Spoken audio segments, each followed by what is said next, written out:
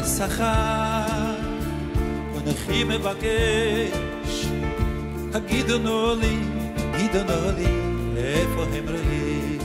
Être nous, et je vous le dis avec toute la tendresse que vous me savez vous porter, les exemples de la fraternité. Sinon, juifs entre nous, on ne se respecte pas, on ne s'aime pas.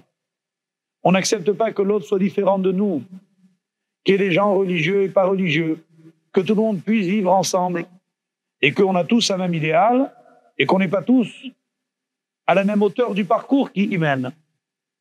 Ils y viendront sans doute un jour, mais sûrement pas en les y obligeant, surtout pas en les ignorant, certainement pas en les détestant. Alors tout ce manque de fraternité dont souffre de façon tragique Israël depuis des décennies, et dont à plusieurs reprises ici je m'étais fait l'écho en vous disant le vrai ennemi n'est pas à nos frontières. Il est dans notre peuple, c'est là qu'il faut d'abord chercher. D'où la première leçon de ce soir. Israël a un tragique besoin de fraternité, et la fraternité, ça ne veut pas dire aimer n'importe qui, n'importe comment. La Torah légifère l'amour.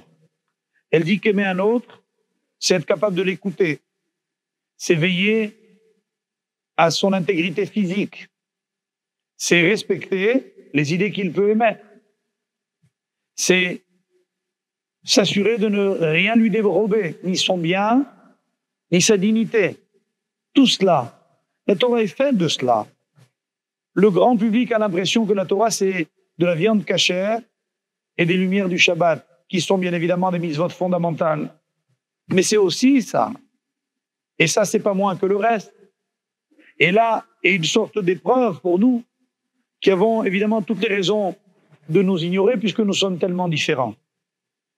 On a eu 2000 ans d'exil, vous savez les séquelles que ça laisse, les cicatrices de tant d'éloignement.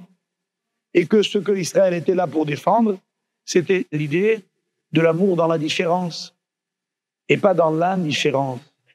Je suis à la recherche de mes frères. Et ahai anochi mevakesh. השכר ונכי מבקש הגידונו לי איפה הם רואים.